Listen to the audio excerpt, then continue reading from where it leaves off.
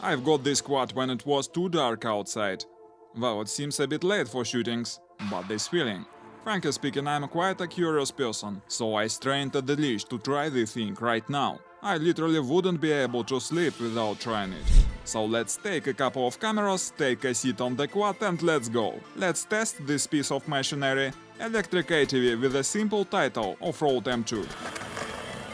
You're listening to Retnik. There is nobody nearby, just an autumn silence and nothing more. No any annoying noise of combustion engine. At the same time, I feel under me a serious power. Silent power. The quad is ready to take off at any moment with a slight steer of a throttle. All you need to do hold the handlebar tight and enjoy the smooth and silent acceleration. You know, my friends, it's an electric transport.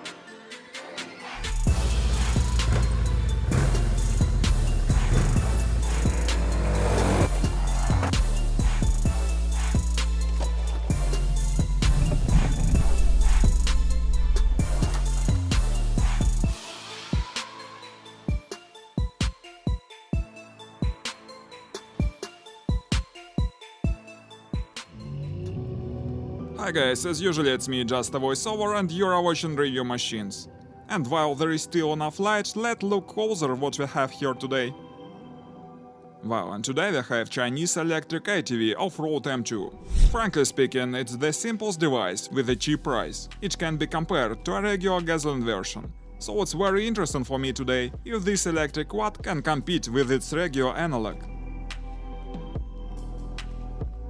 As I said, it has quite a simple design. The main components here are the frame, the motor, the controller and the battery. The quad is considered as two-seats machine, but if the rider is tall like me, there is enough room only for one person.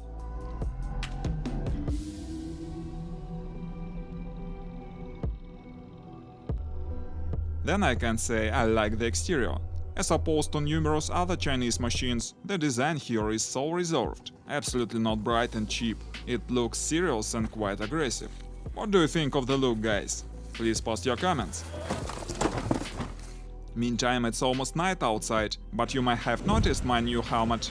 Unfortunately, the old one was crushed by the tank when we were shooting our previous video. How do you like my new helmet? Well, now let's look at the main specifications. The engine is mounted on the rear axle, and it works together with the reducer. The power is 2500 watts. There is a lithium battery, 40 Ah capacity and 72 volts power. All the components here are waterproof for rainy weather and puddles, but they can't resist a full sinking. The top-end hydraulic shocks, that we definitely don't have here. No, there is a simple spring suspension. The shocks just look as if they were expensive. Then the hydraulic disc brakes of all the wheels. The handlebar and dashboard are pretty standard, and the lights are the same. Well, we've covered all the main specs, and it's high time to look what it can do in practice. But we will proceed in the morning, when it is more light. See you soon.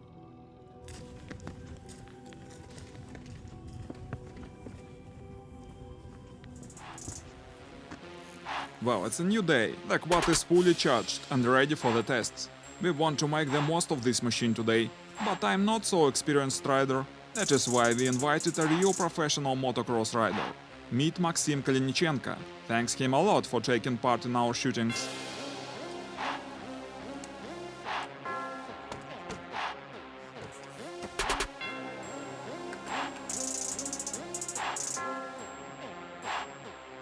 Before we start riding, let's make a note of the current mileage on the dashboard to find out the total range on the charge. 17 kilometers. We start from the asphalt. As we remember, we have the quad with the motor 2500 watts, and I can't say it's too much. It's the cheapest modification. There are other models with the engines up to 7500 watts. But as a matter of fact, even with this motor, this quad is far from being a dull. It accelerates up to maximum speed just for a few seconds. Hold the handlebar tight.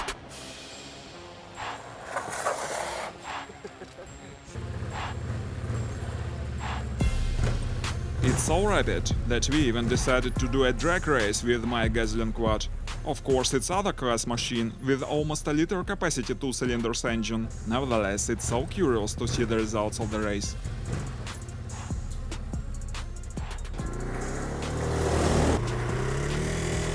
It came as a full surprise, but the electric quad showed even better start than gasoline one. But then it hits the speed limit, and the big quad overtakes his competitor. But the result is decent, isn't it? Well, it's enough of a good road, and we leave the asphalt for the cross country. Let's go.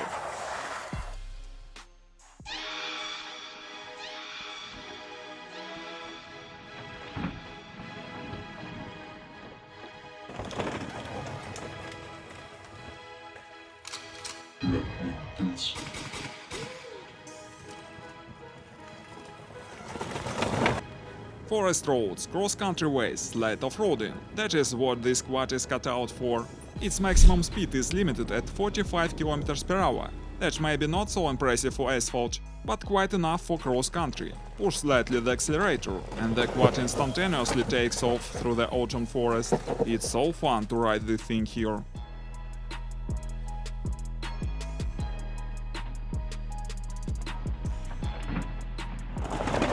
And few words about pros and cons that I managed to notice while we were riding.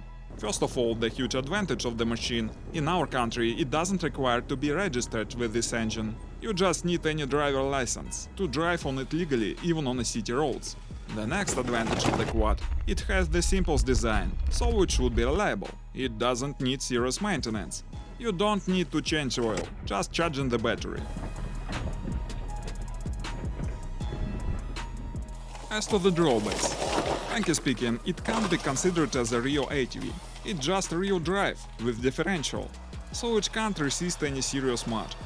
Besides, it's not recommended to plunge the motor in water, so any large puddle may be a serious obstacle for the machine. For all that, this quad may provide you a lot of fun, not for serious mud, but silent, simple and swift, so it really can compete with its gasoline analogs. If I tell you that the price of this quad is equal to the price of 150cc analog, which one do you prefer? Please post your comments, it's very curious for me.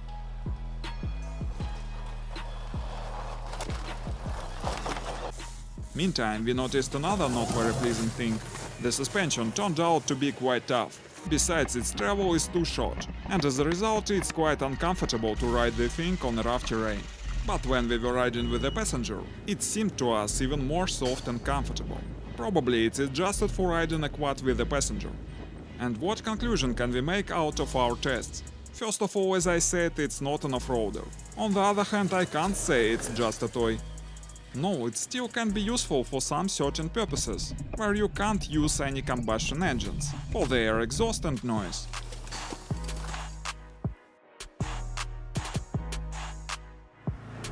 Certainly the price is the important characteristics. And speaking about the price, it's $4,500 for this version and $5,300 for version with 90 Ah battery.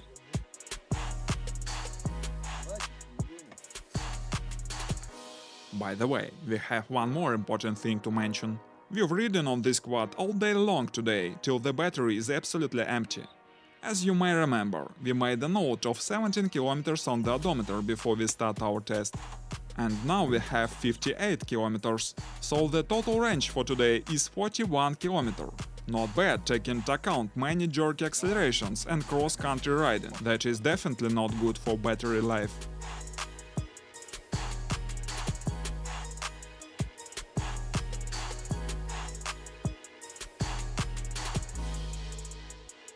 Well guys, let's call it a day. And again, I ask you to tell me your thoughts if this quad can really compete with its gasoline analog with the same price. Thanks for watching, my friends, please consider subscribing the channel if you like this video. Stay with us, it will be many more interesting materials here. Goodbye.